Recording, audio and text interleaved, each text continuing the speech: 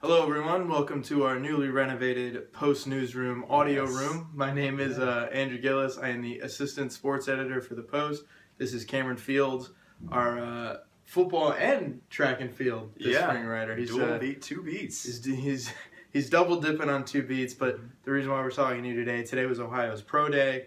Number of athletes over at Walter Fieldhouse, former athletes, at least Ohio athletes, former players, current players. Number we got was 27 scouts. We counted 23. Maybe there was some that we missed. Yep. So we kind of had to, kind of play It's scout only for 13 the teams, so yeah. process of elimination. So just simply, Cam, what did you see today? I mean, everyone basically did well. Everyone had their good events today. Casey Sayles, he benched 30 reps at 225, and he had a pretty good showing there. Seth Miller, he had a former long snapper for Ohio. He had 27 reps at 225.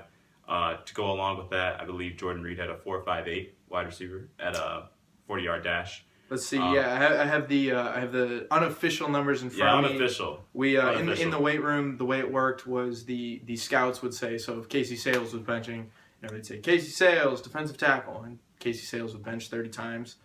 30 times to 225 is pretty impressive, especially for even for a defensive lineman. But as you hit the field, it was all handheld. The scouts weren't announcing it, so this is all our numbers. This is Cam and I. Right now we have Tarell Basham running a 4.65 on his second attempt. The first one we weren't sure. Jordan Reed ran a 4.58. Seth Miller ran a 4.88. Malik Rodriguez ran a 4.41. Casey Sayles a 4.87. Smith a 4.51. And those are all the current Bobcats. So which one of those stood out to you? Currently the former, but current as in they graduated this year. Jordan Reed, I think Jordan Reed really helped himself because he did not have like the highest vertical for a wide receiver. He had 30-inch vertical, but I thought he really helped himself in that 40 there, showing his speed at a 4.58. Sebastian Smith was telling me that teams want to see his speed, so they want to see him run more. He's more of a possession receiver, so we'll see what that ends up like from him. He's been training in Dallas, so we'll see what that ends up like. But I thought Tarell Basham also helped himself because I believe he had like about 4.78 at the combine. He has a 4.65 at his pro day. So even by our unofficial numbers, perhaps he's improving on that speed. And the word that we heard when we were down on the field, we heard that most of the scouts were there for Basham. Some were there for Blair Brown, but like I said, most of them were there for the defensive end and the linebacker. Blair Brown had a pretty decent day. He only benched 22 times. He said I think he was aiming a little bit higher than that, and he only had a 9.7 broad jump, but he had a 10.4 broad jump at the combine. And his vertical was 38 inches. Improved on his vertical. Exactly. His vertical was 1 inch higher than it was. It was half. It was half an inch. Because it was 37.5 at the combine. So it was half an inch higher than it was at the combine. Now, if he had jumped 38 at the combine, he would have been number one in linebackers. He did not run the 40. He ran a 4.65. I think he was a tenth of a second off the split of Jabril Peppers. So Blair Brown had a really impressive day. Yeah, he really did. I don't think he really hurt himself from that combine that he had. He doesn't run the 40 again. Doesn't really need to. 4.65 is a good time for a linebacker. But I thought he really helped himself with that vertical. I watched it. He got up there for a linebacker. I mean, he beat out Jordan Reed, a wide receiver.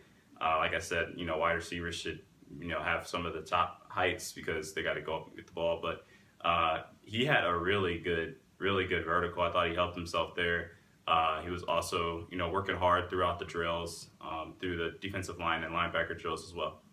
Yeah, and I think, speaking with some of the agents that were there, everybody's high on your client. I was talking to Mike Boyer. He's Blair Brown's agent. Right now they're expecting late rounds, could sneak into the mid rounds. But I think Blair Brown really helped himself. Maybe not even today, maybe just through this entire process. I thought he's looked fantastic at the combine. Teams are finally starting to take notice of him. Tarell Basham like I mentioned, he ran a 4.65 today. That is the fastest 40 that he's ran in this entire draft process. So Tarell Basham keeps getting better. A lot of big numbers. You expect right now. I think it's almost becoming more and more official by the day. We're expecting 2 Bobcats to be drafted. Tarell Basham. I mean, for my money, I would bet almost my house that Tarell Basham is drafted and probably drafted before the 3rd day of the draft.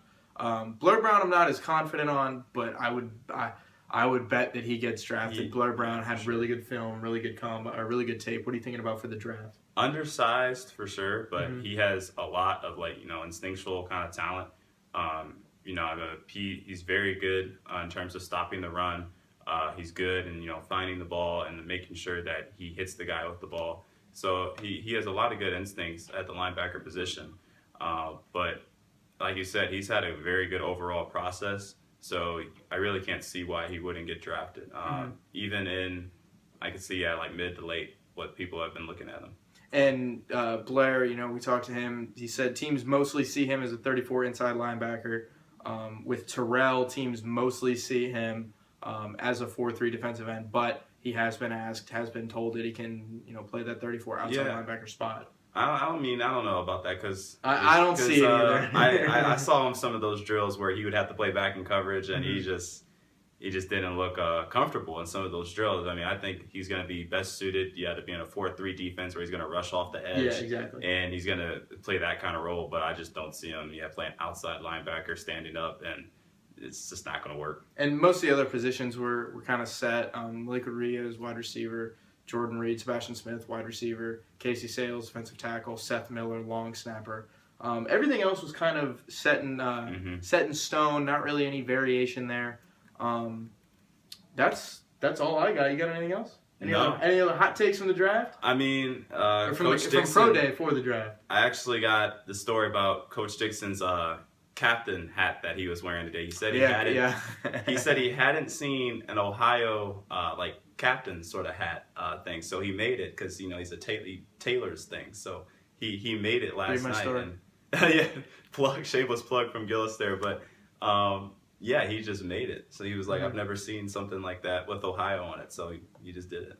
We've got NFL scouts in Athens. Bill Belichick was here last week. We've apparently got captain's hats right now at Walter Fieldhouse. That's it from us. Again, I'm Andrew Gillis. That's Cameron Fields. We'll have more coverage throughout this draft process, draft profiles, really anything else you need about the Ohio Bobcats going into the NFL draft. Draft's only a month away. I think we got 30 days left. Yeah. So it should be an exciting time. Thanks for watching, guys.